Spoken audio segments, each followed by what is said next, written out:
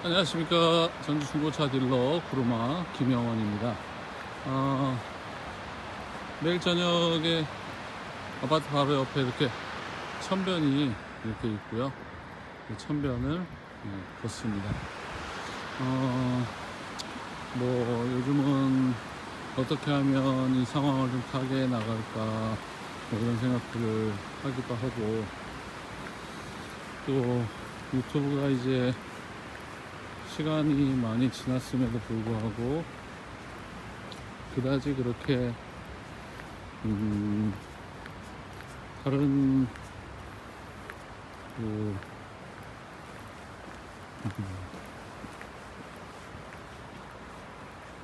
다른 그 유튜브 하시는 중고차 딜러들의 채널과 비교했을 때 그다지 뭔가 그 소구력이 떨어진다 이런 생각이 들기 때문에 늘 이렇게 걸으면서 뭔가 생각하는데, 이게 생각하는 거하고 또 막상 실전하고는 뭐가 다르니까요. 이제 오늘 좀 더 편하게 한 가지를 좀 말씀드려야 될 것 같아요. 여전히 제가 자동차를 올리면 아이고 차량 가격을 또 말 안 하시네 뭐 이렇게 이야기들 하거든요. 자, 이제 이렇게 말씀드리죠. 자동차가 예를 들어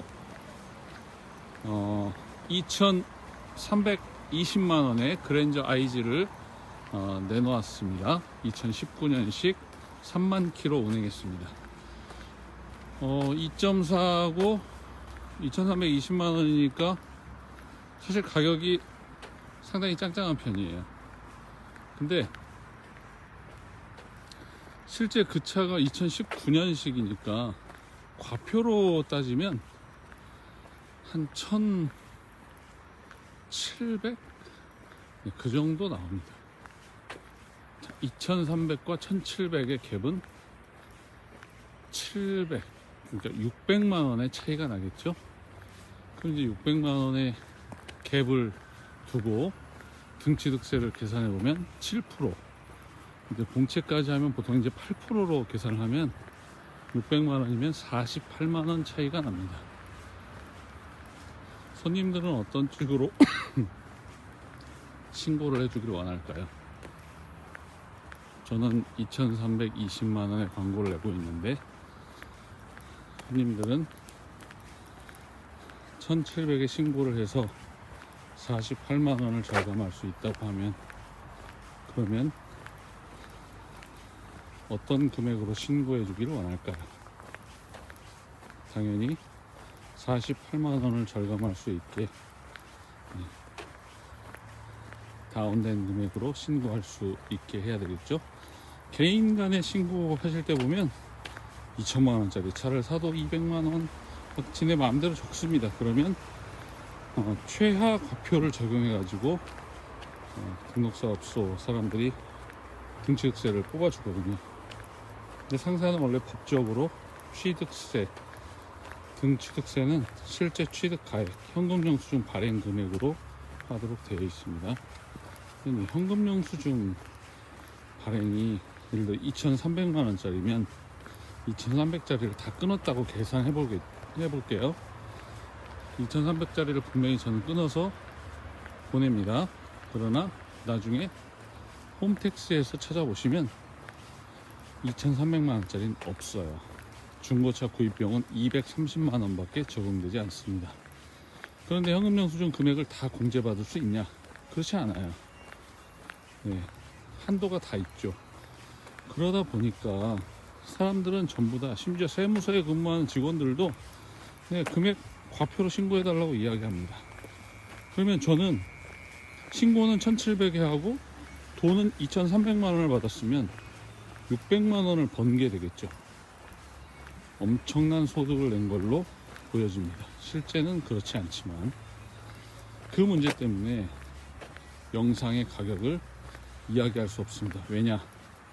치사하고 뱀 같고 쥐새끼 같은 새파라치들이 그걸 이용해서 세무조사를 할 수 있도록 신고를 합니다. 이 영상 2320만원 광고 나와있는데 그쵸? 얼마에 신고돼 있어요? 1700인데요 600만원을 이렇게 하게 되죠. 그러다 보니까 영상에 실제 금액을 올려드리지 못합니다. 나중에 비용표도 실제 적용된 과표 금액을 찍어드리지 못해요. 그냥 실 금액만 알려드리죠. 네, 댓글에 아무리 가격 물어보셔도 달아드리지 않습니다. 왜? 소비자들을 위해서도 그렇고 저도 그렇고, 제가 1700 주고 사서 2300에 팔았다고 600을 남겨서 세금을 내면 억울하지 않죠. 그러니까 손님들 세금 좀 절약해 보겠다고 그걸 내려서 신고해 가지고 만약에 제가 부당한 세금을 맞으면 어떻겠습니까? 그렇기 때문에 못하는 겁니다. 네, 저한테 영상의 세금, 아니 영상의 자동차 가격 공개도 못하는, 그런 공개 안 하는, 네, 그렇게 취급하시는 분들 그런 생각 하지 마십시오. 네. 또 영상의 가격을 공개한다 할지라도 반응이 따로 있냐, 제가 해본 바로는 없습니다. 그러니까 그런 부분들 너무 지나치게 사람 의심하면서 그렇게 안 하셔도 세상 살기 편하지 않잖아요. 일단 오늘은 가격과 관련해서 이제 좀 속 시원하게 말씀을 드리는 겁니다. 과표 신고할래? 실제 취득가액으로 신고할래? 300만원 차이 나면 24만원 차이 나고, 200만원 차이 나도 14만원 차이 나요. 공제로 그걸 해결할 수 있냐? 못합니다. 당연히 내려서 신고해 주길 원하죠. 손님들의 뜻에 따라서. 만나는 사람들은 전부 다 이해를 하세요. 영상에 시비 걸기 좋아하고 댓글 달기 좋아하고 차 알아보지도 않을 거면서 시비 거는 사람들은 그런 댓글을 답니다. 그러나 지금은 흔들리진 않습니다. 이제 가격 가지고 얘기하는 거 남의 일같이 생각됩니다. 정말 궁금하면 물어보면 되죠. 정말 관심이 있으면. 그 정도도 못하나요? 그런 용기도 없으시면 차 못 사요. 그리고 그런 분들 전화 못 하시는 이유도 압니다. 워낙 중고차 시장에 있는 사람들이 매우 불량하고 매우 신뢰를 잃었기 때문에 행여 뭔가 물어봤다가 안 사면 뭔가 불이익을 받지 않을까 하는 그런 불안감 때문일 거라는 생각도 듭니다.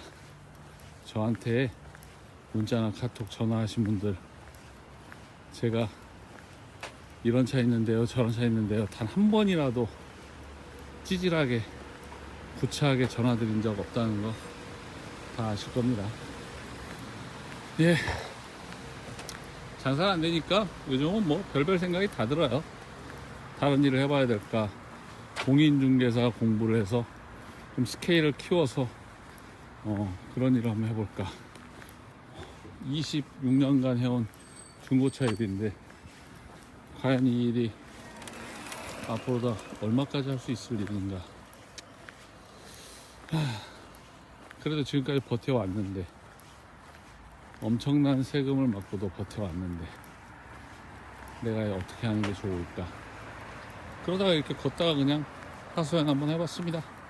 네, 건강들 잘 지켜주시고 가끔 이렇게 매일 만보 걷는 거 한번 해보세요. 저는 이제 늘 그렇게 하고 있는데 아마 만보 됐을 겁니다. 자, 편안한 밤 되십시오. 내일은 6월 6일 쉬는 날이어가지고 아마 여유 있으시겠습니다. 네, 편안하게 잘 주무시기 바랍니다. 구루마였습니다.